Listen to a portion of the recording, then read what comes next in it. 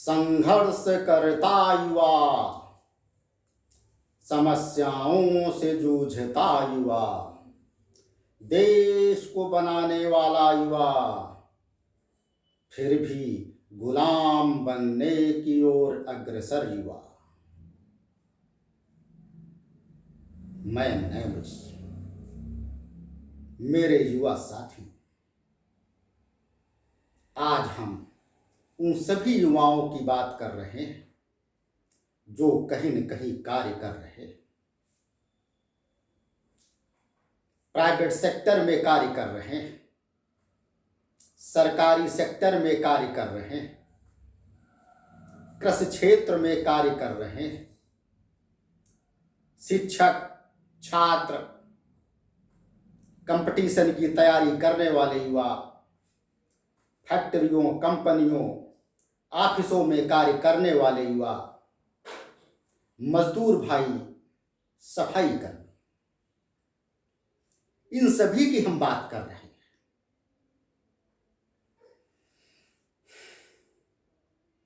आज जो युवाओं की स्थिति है सबके सामने है, बहुत ही शोषित और पीड़ित, जिसको देश का स्वामी बनना चाहिए, आज वो दास बनता जा रहा है। आज युवा अपने ही देश में गुलाम बनता जा रहा है। छात्र पढ़ता है, उसका गार्जियन पढ़ाता है, इस उम्मीद के साथ सर्विस करेगा। जब सरकारी सर्विस नहीं उसको मिलती है, प्राइवेट सेक्टर में जाता है। प्राइवेट सेक्टर में स्थिति क्या है आप सभी जान रहे हैं। इतनी शोषित पीड़ित स्थिति है, इतनी शोषित पीड़ित स्थिति है जिसका शब्दों से बयान नहीं किया जा सकता है। देश को आजाद हुए 75 साल बीत गए, अगर आज भी आपको गुलामी देखना है तो प्राइवेट सेक्टर की संस्थाओं में आपको दिख जाएगी।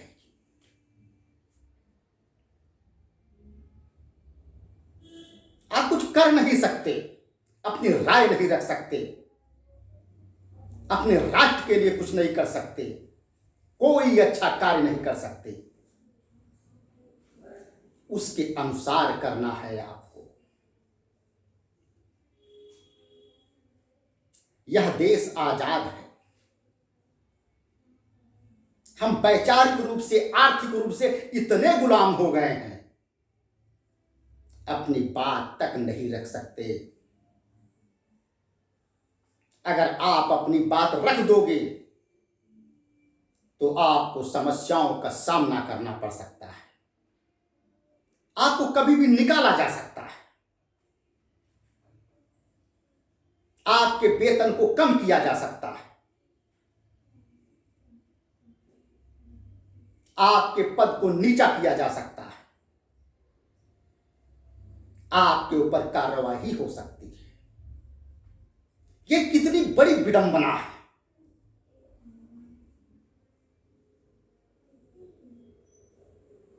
आज युवा ईमानदारी से कार्य करना चाहता है, देश की प्रगति में भरपूर योगदान देना चाहता है, लेकिन ऐसा करने में उसको बहुत बड़ी समस्याओं का सामना करना पड़ रहा है।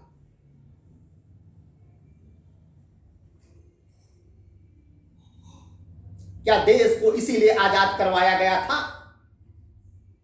जरा सोचिए, देश को इसीलिए आजाद करवाया गया था चंद लोगों के हाथों में देश चला जाए। आज गरीब गरीब बनता जा रहा है, अमीर अमीर बनता जा रहा है।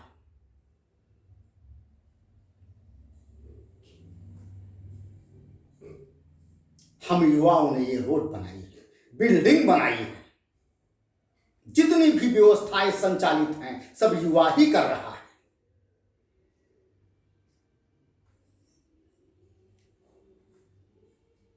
जरा सोचिए, उसकी ऊर्जा और समय का अधिक से अधिक उपयोग किया जा रहा है, करोड़ों अरबों कमाए जा रहे हैं, उसको मिलता कितना है, उसका जीवन यापन भी नहीं हो पा रहा है। और स्थिति यहां तक है, एक युवा से कई कई युवाओं का कार्य लिया जाता है। कितनी दयनीय स्थिति है। हम लोग समझते हैं रोजगार रोजगार, रोजगार की कमी नहीं है, देश में बहुत रोजगार है। कई सरकारें आई और चली गई, सभी सरकारों ने कार्य किया है, ऐसी बात नहीं है। रोजगार की चोरी की गई है, इस बात को आप लोग समझिए। यही चोरी बहुत बड़ा भ्रष्टाचार है। अगर भ्रष्टाचार न हो तो कई गुना रोजगार बढ़ जाएगा।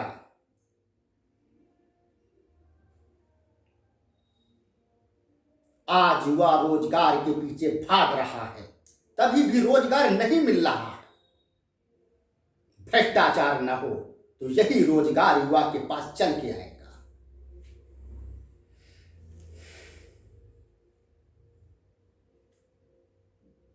मजदूर भाइयों से कितना कार्य लिया जाता है, जरा सोचिए। उसके बाद क्या वो अपने परिवार के विषय में सोच पाएंगे, क्या कर पाएंगे? सफाई कर्मी जो संस्थाओं में कार्य कर रहे हैं, उनसे पूरी पूरी बिल्डिंग साफ करवा ली जाती है। जरा सोचिए उनको कितना दिया जाता है।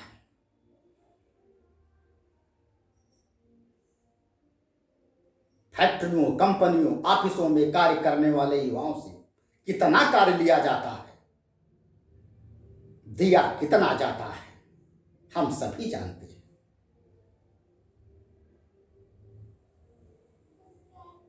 कंपटीशन की तैयारी करने वाले युवाओं को कितनी समस्याओं का सामना करना पड़ रहा है, जिसका शब्दों से बयान नहीं किया जा सकता है।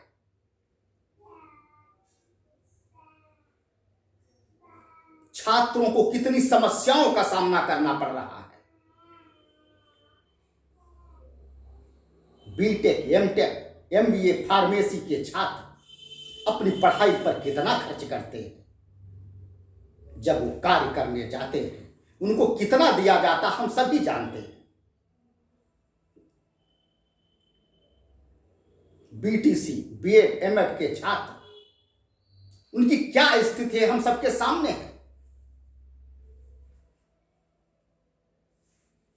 नेट पीएचडी के छात्रों को कितनी समस्याओं का सामना करना पड़ रहा है।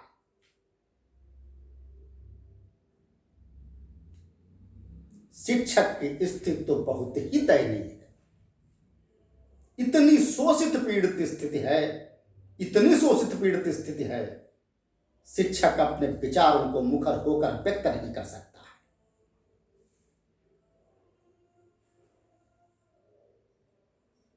मिलता इतना है, उसका जीवन यापन भी नहीं हो पा रहा है। ये सब बहुत ही विचारणीय बिंदु है।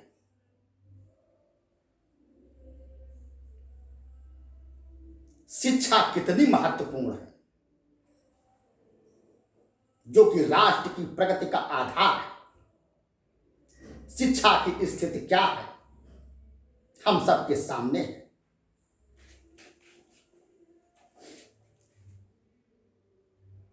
अधिकतर शैक्षिक संस्थाओं में इतनी शोषित और पीड़ित स्थिति है, वहां छात्रों, शिक्षकों और कार्य करने वाले युवाओं को कितनी समस्याओं का सामना करना पड़ रहा है।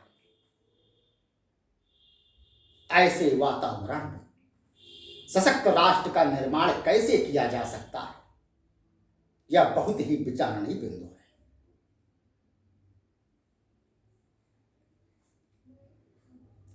कारोबार देश के लिए हितकर है, आज कारोबारी और चोरी में अंतर करना होगा। कारोबारी वो है जो देश की प्रगति में सहायक है, जिससे समाज का हित होता है, अपना भी हित होता है। चोरी वो है जो देश की प्रगति में बाधक है, जिससे समाज का हित नहीं होता है, अपना हित जरूर होता है, लेकिन वो भी बहुत समय तक नहीं।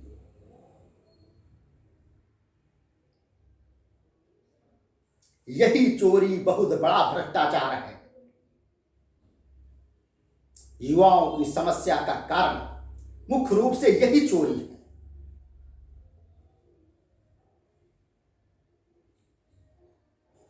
आज युवा के अधिकार को छीना जा रहा है, उसका शोषण किया जा रहा है, उससे बेतहाशा कार्य लिया जा रहा है।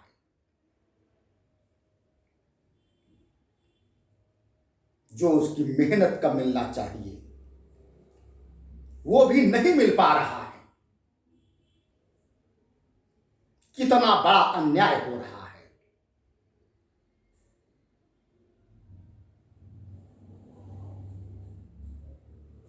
देश को आजाद हुए कितने वर्ष बीत गए, सब कुछ बदल गया, युवाओं की स्थिति वहीं के वहीं है।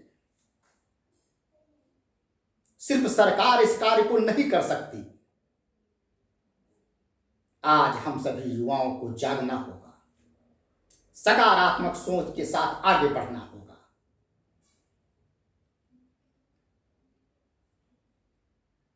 हमें आंदोलन नहीं करना है, जुलूस नहीं निकालना है, धरना नहीं देना है, किसी का विरोध भी नहीं करना है, क्योंकि यह देश हमारा है। देश को बनाने वाले हम युवा ही हैं। किसी भी रूप में इसका नुकसान नहीं होना चाहिए। लेकिन इस विषय पर आत्ममंथन करना है, चिंतन करना है, एकता में आना है। यही हमारी सबसे बड़ी ताकत होगी।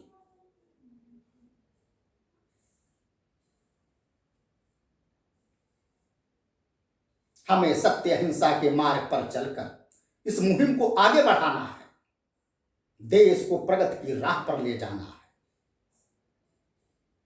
आज हम सभी की देश को जरूरत है। अगर हम सभी पूरे फ्रीडम के साथ कार्य करेंगे तो कार्य की गुणवत्ता बढ़ेगी, हमारा देश प्रगति करेगा।